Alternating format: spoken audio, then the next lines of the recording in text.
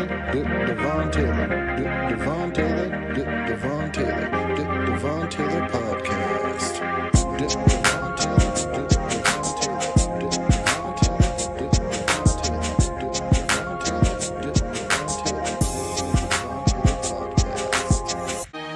The bitter struggle between Arab and Jew for control of the Holy Land has caused untold suffering in the Middle East for generations.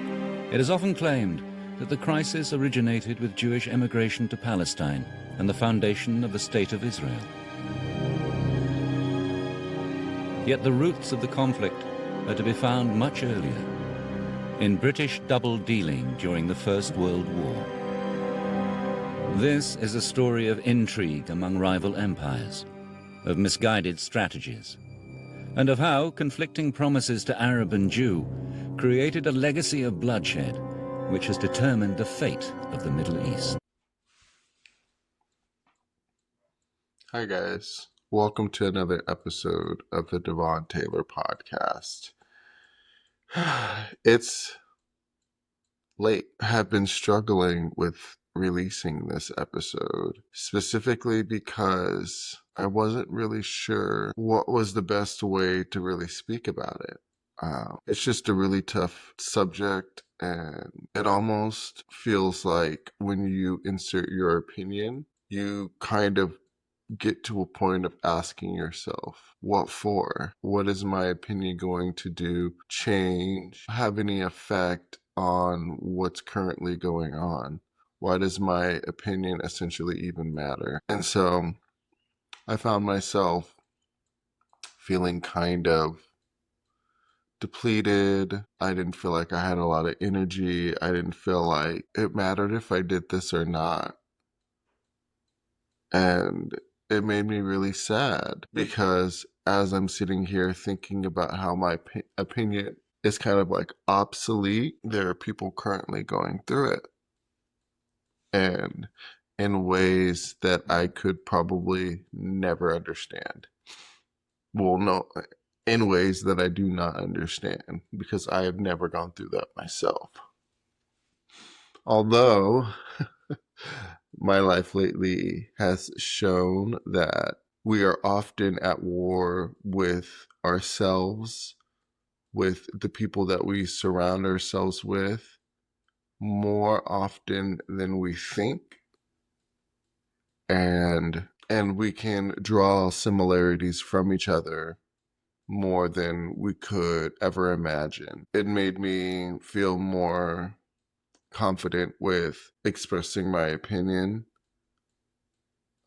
standing up for the rights of whoever I could stand up for, in this case, children, and hope that this video helps inspire somebody else to do the same thing or do it in a bigger way than I can at the moment. But yeah, I just really wanted to get on here and dedicate this next episode to the children that are suffering in this war, that you can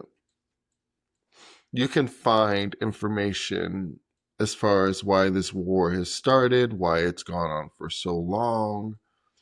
And, I'll specifically insert in a clip for one of the documentaries that can give a pretty lengthy breakdown. It's like an hour. I didn't have the patience to watch the whole thing, but it seemed like it had some good information. And the beginning just started off kind of like detailing exactly what I was looking for, like what is going on with this million-year war that never seems to end, and innocent children are just caught in between. So I'm going to link that in the description, but I wanted to just compile some videos, give my opinion about why I believe this war should end, especially because children are literally being put in the middle of it,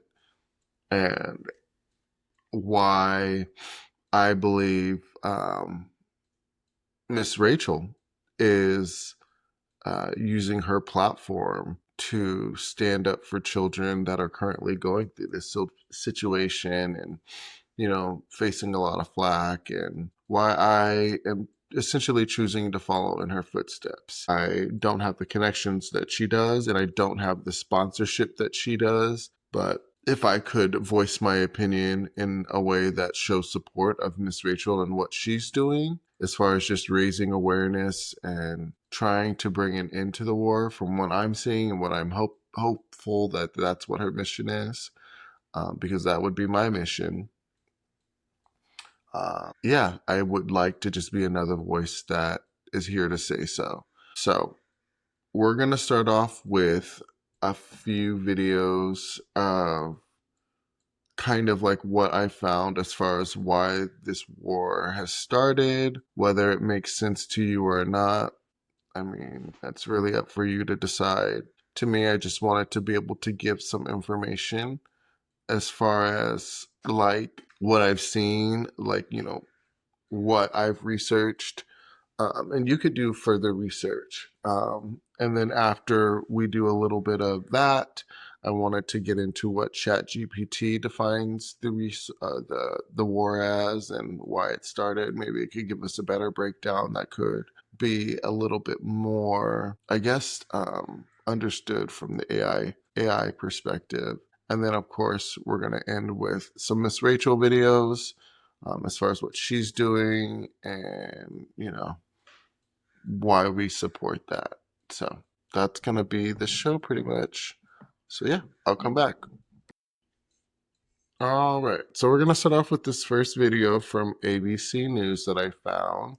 And it's kind of detailing the origins of the Hamas-Israel war, basically how they explained it. I have a few other videos that we're going to kind of dip into as well. They're just older. This one's from a year ago, so I thought I'd start with this one. So let's see what they have to say. Israel says it's at war after Palestinian militants launched a major terror attack. At the centre of this conflict is Israel's military occupation of one Palestinian territory, the West Bank, and its blockade of the other, the Gaza Strip. To understand what's happening, it helps to go back to World War I, when Britain took control of the region.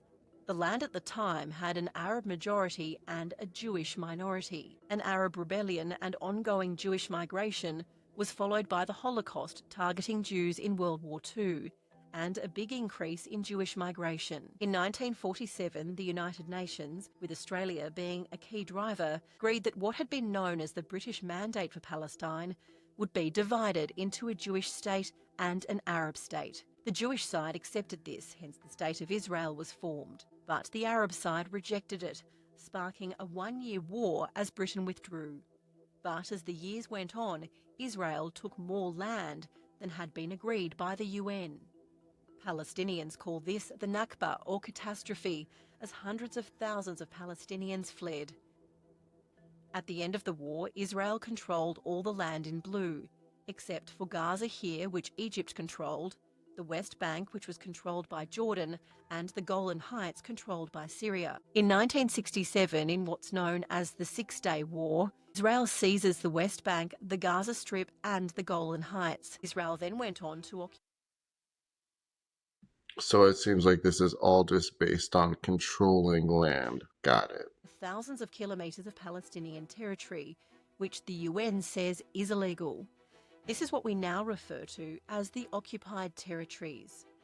Despite objections from the international community, Israeli civilians choose to live in the areas for political and religious reasons or for cheap homes. Here's where a lot of conflict happens, as Palestinians are displaced. We are protesting and demonstrating against. In 2005, Israel withdrew from the Gaza Strip, a small coastal territory home to 2.3 million people, one of the most densely populated places in the world. Israel controls the airspace and the sea, and it controls the crossings used to ship most of the goods in and out. The crossing into Egypt is mainly used by people.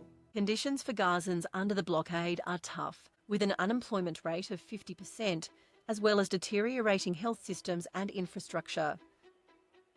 The group Hamas was formed in the late 1980s as frustrations grew.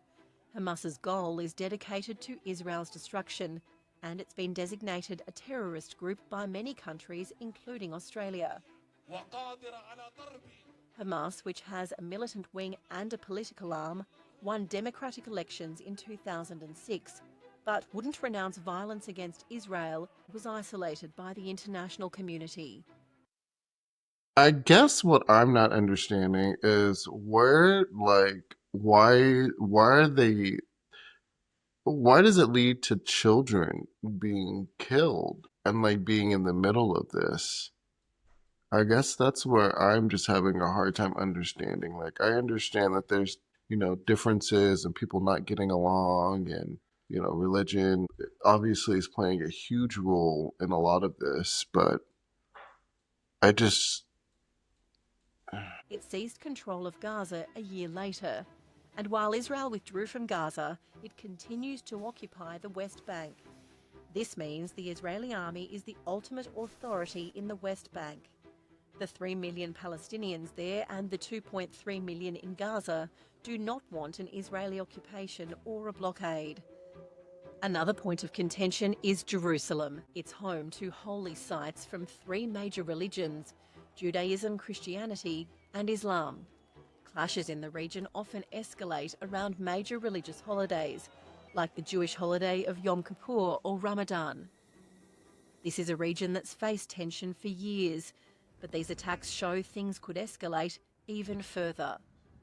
all right, so that's that. I'm not sure if that helped at all. Didn't really, I guess, help me. Let's watch this other video. What do Elma, Jimmy, and Marcus have in common? They all grew their businesses with Fiverr freelancers. Whether it's for building a new e-commerce store. One of the big I'm sorry, I have ads, y'all, because I refuse to pay for YouTube adless services or any of those services for that matter. I did give in for one of them because I wanted to watch Drag Race. Yes, that's the colonizer, not the colonizer. That's the addiction, yes, part of me. All right, I'm going to just continue because I don't know what the hell I'm talking about. biggest myths about the Israel-Palestine conflict is that it's been going on for centuries, all about ancient religious hatreds. In fact, while religion is involved, conflict's mostly about 2 groups of people who claim the same land, and it really only goes back about a century to the early 1900s. Around then, the region along the eastern Mediterranean we now call Israel-Palestine, been under Ottoman rule for centuries, was religiously diverse, including mostly Muslims and Christians, also a small number of Jews who lived generally in peace. It was changing in 2 important ways. First, more people in the region were developing a sense of being not just ethnic Arabs, but Palestinians, a distinct national identity. At the same time, not so far away in Europe, more Jews were joining a movement called Zionism, which said that Judaism was not just a religion, but a nationality, one that deserved a nation of its own.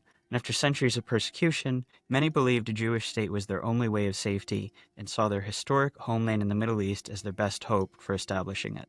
In the first decades of the 20th century, tens of thousands of European Jews moved there.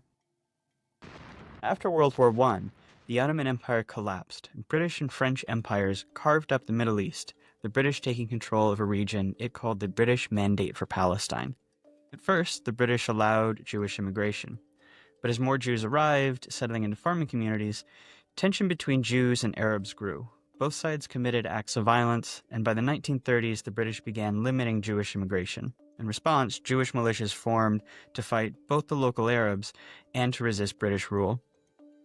Then came the Holocaust, leading many more Jews to flee Europe for British Palestine and galvanizing much of the world in support of a Jewish state. In 1947, as sectarian violence between Jews and Arabs there grew, the United Nations approved a plan to divide British Palestine into 2 separate states, one for Jews, Israel, and one for Arabs, Palestine. The city of Jerusalem, where Jews, Muslims, and Christians all have holy sites, was to become a special international zone. The plan was meant to give Jews a state, to establish Palestinian independence, and to end the sectarian violence that the British could no longer control. The Jews accepted the plan and they declared independence as Israel. But Arabs throughout the region saw the UN plan as just more European colonialism trying to steal their land. Many of the Arab states, who had just recently won independence themselves, declared war on Israel in an effort to establish a unified Arab Palestine where all of British Palestine had been. The new state of Israel won the war, but in the process, they pushed well past their borders under the UN plan, taking the western half of Jerusalem and much of the land that was to have been part of Palestine. They also expelled huge numbers of Palestinians from their homes, creating a massive refugee population whose descendants today number about 7 million. At the end of the war, Israel controlled all of the territory except for Gaza, which Egypt controlled, and the West Bank, named because it's west of the Jordan River, which Jordan controlled. This was the beginning of the decades-long Arab-Israeli conflict. During this period, many Jews in Arab-majority countries fled or were expelled, arriving in Israel. Then something happened that transformed the conflict. In 1967, Israel and the neighboring Arab states fought another war. It ended. Israel had seized the Golan Heights from Syria, the West Bank from Jordan, and both Gaza and the Sinai Peninsula from Egypt.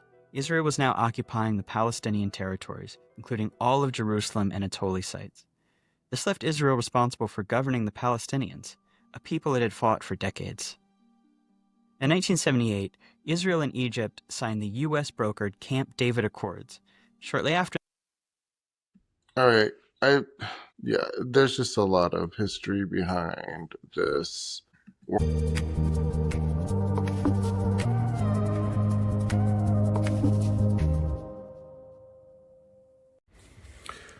Oh, it's so frustrating when you work with technology and it does not work.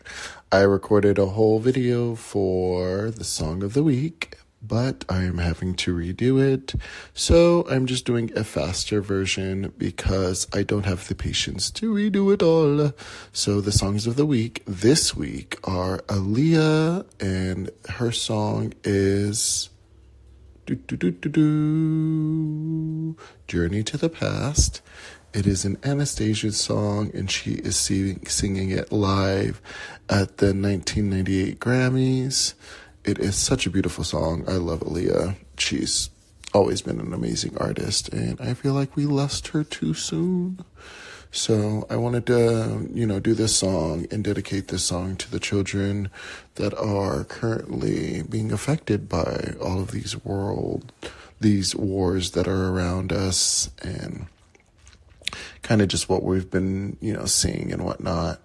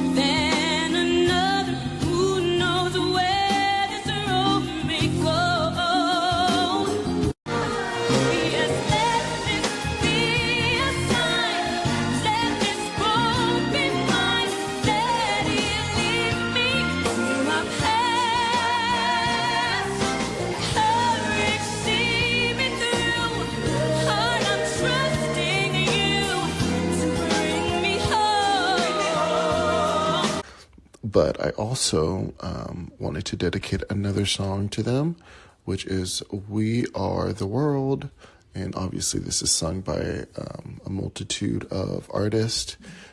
Michael Jackson kind of leading the charge. So, yeah.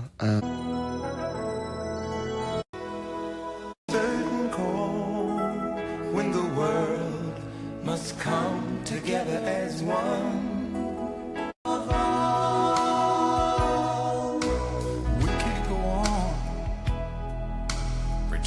Day by day, that someone God's great big No, love is all we need. To make a brighter day, so let's start giving. There's a choice we're making. We're saving. Well, send them your heart so they know that someone cares and their lives will be. We all must lend a helping hand. We are the world. We are. I really want to just leave the Ilya song here for you guys to enjoy, as well as the We Are the World. And yeah, I hope you guys enjoy the songs of the week. If you ever want me to feature a song of the week for you guys on the podcast, please feel free to send them to Devon Taylor Author at gmail.com. And I'm happy to review your songs and add them to the songs of the week. Alrighty. I will see you guys later and enjoy.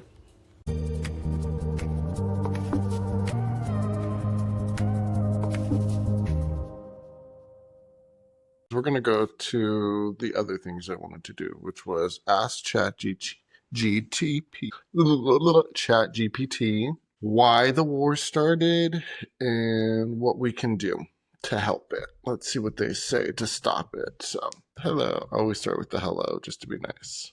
Can you explain the war in Israel, the war between Palestine and Israel, and maybe what we can do to help stop the war? All right, let's see. Oh, a little space there. All right. Let's see. Of course, this is a deeply and complex and emotional topic. I'll do my best to explain it clearly and respectfully. What is the war between Israel and Palestine about? At its core, the conflict between Israelis and Palestinians is about land, identity, and national sovereignty. The region in question, historically known as Palestine, has been home to both Jews and Arabs for centuries. Here's a simplified overview. The historical roots. The late 1800s to the 1900s, Jewish people facing persecution in Europe began migrating to Palestine, then part of the Ottoman Empire, as part of the Zionist movement, aiming to create a homeland in their ancestral land. After World War I, Britain took control of Palestine and promised both Jews and Arabs support, leading to tension. In 1947, the UN proposed a partition, one state for Jews, Israel, one for Palestinians, Arabs, and Jerusalem as an international city. Jews accepted, Arabs rejected it, leading to conflict.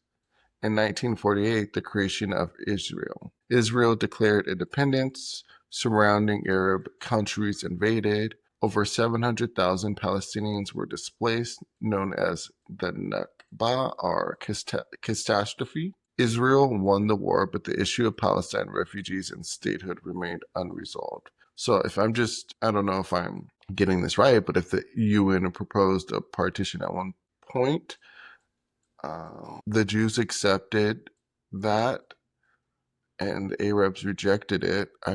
I'm like, do we say that they started it, the Arabs?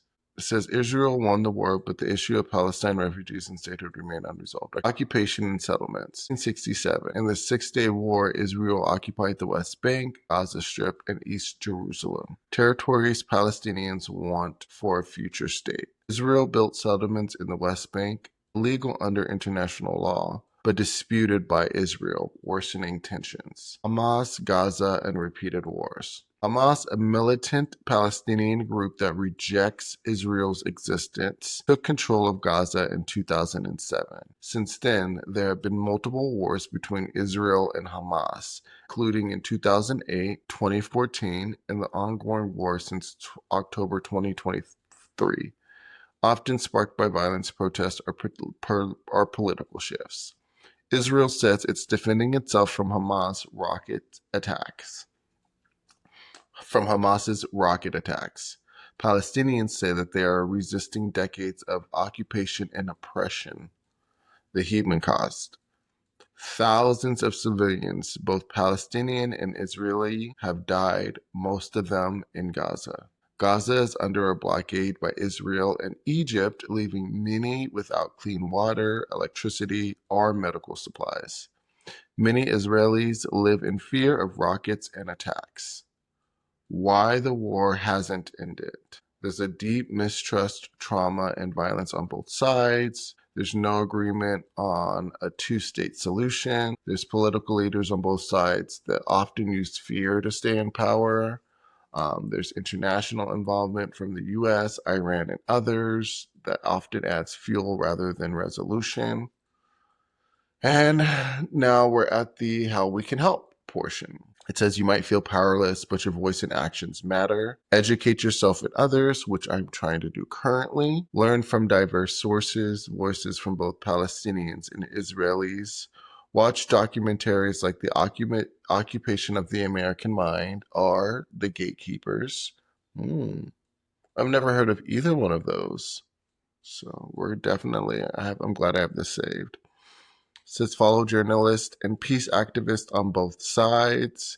Speak up. Use your social media and conversations to advocate for peace and justice, especially for protecting civilians and upholding human rights. So we're doing that right now. We're using our platform to advocate for peace. So if anyone can hear this that's on either side, we're the Devon Taylor podcast, and Devon Taylor is an advocate for peace and human rights. It says donate to humanitarian aids, support groups helping civilians on the ground. There's medical aid for Palestinians, MAP, Doctors Without Borders, MSF, International Committee of the Red Cross, or the UNRWA, which supports Palestinian refugees. So these are all ways that if you guys want to help civilians that are on the ground. I love the Doctors Without Borders because those are some brave people that are actually putting themselves in the line of crossfires and, there to try to help people that have been hurt. And that's amazing. It says another way you can help is by contacting your representatives. If you're in a democratic country, write to your elected officials, ask them to support a ceasefire, push for diplomatic solutions, humanitarian access, and accountability for all sides, which we definitely support. And the last one is support peace movements. Many Israeli and Palestinian groups work for peace. So there are parent circles, family forums, bereaved families from both sides. Combatants for Peace are Breaking the Silence is an Israeli soldiers speaking out group. It says, in summary, this is not a conflict between good and evil. It's a tragedy rooted in trauma, fear, power, and history. But peace is possible, especially when we commit to understanding, justice, and empathy for all human lives. Oh man! And then it asked me if I would like to help finding specific organizations to support, or a simplified version of this you can share with others, or for a classroom. No, I think we got what I needed from you, which was just like an explanation, and then how we can help. Which I think when we're in situations like this, which is a muddy, messy, deep-rooted war that has been going on for so long, it's really hard to find the information that you need to know like where standing on the good side is, or standing on the supportive side. I'm like, how can we support this war in ending and everyone finding peace with what they need, and being able to just move on. And it's really hard to find that when you don't have an answer for anyone. So ChatGPT being able to break this down the way they did. So shout out to ChatGPT for giving me this explanation, because that was much easier than even finding the YouTube videos that we just listened to, trying to break it down for us. So I wanted to go into some of these TikTok videos, but I'm afraid because a lot of it is showing what's going on. And let's start with the Miss Rachel stuff, at least. I'll start there. We'll go to Miss Rachel because she's been talking a lot about why she's doing what she's doing. And I thought it was just really impactful. So let's start with this video. Who was staring at the wall, who had lost his whole family and just was staring. And then there was a little, oh my gosh, sorry, a child in like a rainbow onesie. And my daughter has a rainbow onesie, and I had to give it away because, you know, you just see that and it just doesn't make any sense, because as grown-ups, we know what children need and what they deserve and what will help them grow into happy, healthy adults. And it will benefit us all. It's right to speak out because this is wrong, but it's also right to speak out because it's going to benefit everyone. So she was just kind of like saying like why she's speaking out. That I think the question was like, why have you chosen to speak out? And her reasoning was because by her speaking out and basically asking for peace and for a ceasefire, that will in turn help everyone, because a war at its root, at its core, is not here to help us, essentially. I'm going to watch another video. It's sad that try to make it controversial when you speak out for children that are facing immeasurable suffering, the largest cohort of child amputees in modern history, that acronym for a child who has no surviving relatives. And I think it should be controversial to not say anything. You mentioned silence and how you really need to speak out. It's weird not to speak out. I'm sure you have a lot of good people in your lives, well-meaning friends and family, who are saying to you, just be quiet. It's not worth it. Think about yourself and your career and your family and your safe. Just don't go there. A lot of celebrities don't say anything about this stuff. What do you say to them? Well, I say, what would you want someone to do if you were there? Because as a mother, I met Isra, Rahaf's mom, and if I was there and she was here, what would I want her to do? And that's why I want to talk about Rahaf all I can and the boys, because I have empathy. And I do also have the peace of God, which our show is not religious. In my own life, though, I have the peace and strength of God that I feel. And so when things are like a roller coaster, I was on the roller coaster of this career. And I was on the roller coaster of the people saying you're wonderful, and then people saying those other things and accusations, and I was on that roller coaster. And I did step off, and now I kind of watch it, and I do feel the peace of God, and I just know what is right, and I just have to. I love her for that. She knows what's right, and she just has to. Oh man, I mean, when you see these videos of these children, of these people so hungry and just struggling, like it's how could you not speak out? How could you not be using your time for something that is just so meaningful? But I'm gonna show you the video that like she's kind of responding to, which is what. Oh, hi, kitty. You guys hear my kitty? She's going through it. We gotta get her fixed. Yeah, I know, Mama. I'm gonna show you the video of her speaking, or not what she's speaking to. She's speaking about a little girl that she met that's a double amputee, and it's super powerful. So let me play that. Let's go back to sleep, Rahaf. We're so tired. This is Miss Rachel, hanging out with her new friend, Rahaf.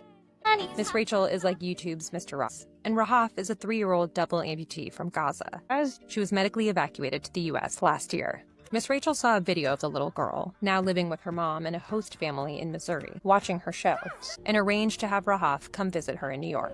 Part of a new group of fans Miss Rachel discovered last year, refugees of the war in Gaza. I was tagged in a video of a toddler and a brother and a sister watching in a tent. And I was just so touched that I could bring a little bit of joy to them during unimaginable circumstances. Did you know that you had this audience? No, I was completely surprised. Someone wrote, "This made me realize that these kids are like mine and like ours." And I know so many parents that enjoy our show feel the same way. They say, as a mom, I just think about, I see my babies. All children are worthy. She's posted more and more about Gaza as the war has gone on, highlighting the humanitarian crisis and launching a fundraiser for kids. She's gotten supportive comments, but there's also been backlash. The bullying is so bad. It's so bad. But I can handle this. You seemed very emotional about the bullying that you said you'd gotten for speaking out. The idea that caring for one group of children means that you don't care for another group of children is false. And it's so hurtful because I care so deeply for all kids. In April, an advocacy group called Stop Anti-Semitism called her a mouthpiece for Hamas. A group accused you of essentially acting as a foreign agent and asked, for the Attorney General to investigate you for spreading propaganda. Obviously, that's not true. I care deeply about all children, and I wouldn't be Miss Rachel if I didn't speak up for them and speak up for all of them. This is a prayer for all the children. Miss Rachel has also used her platform to express grief over the deaths of Israeli children and said she's met with the family of hostages still in captivity. Oh, she's keeping the walker with her. Here in the U.S., Rahaf was fit for prosthetics and has learned how to walk again.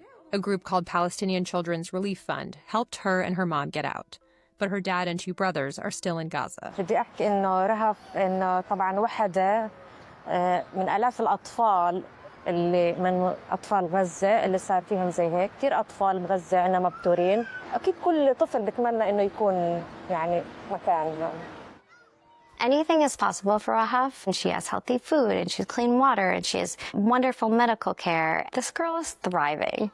We have to do this for all kids because they all deserve that. She's such a beautiful woman.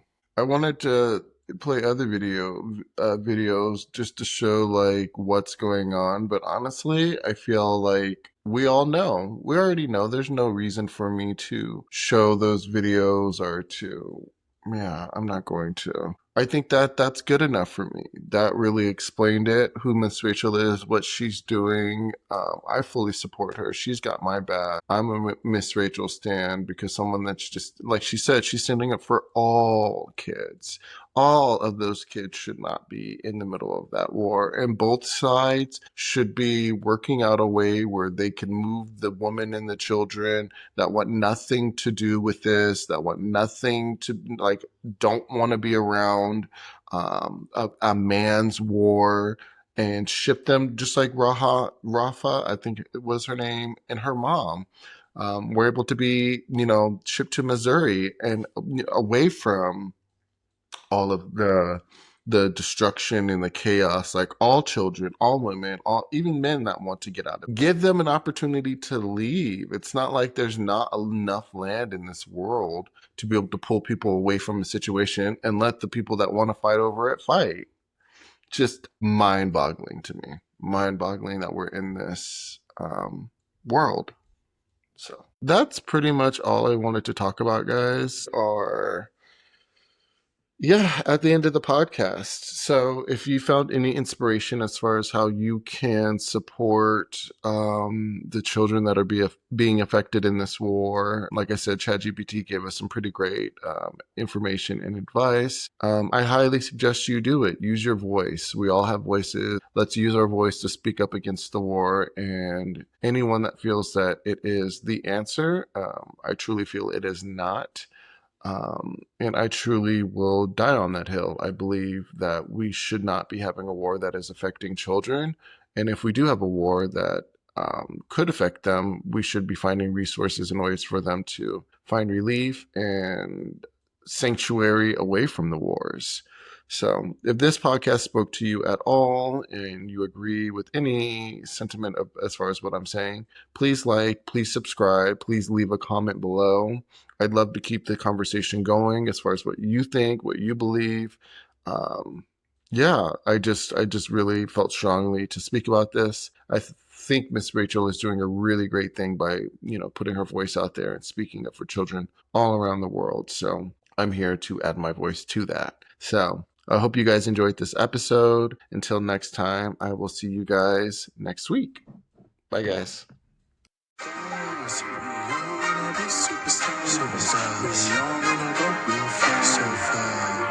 So far.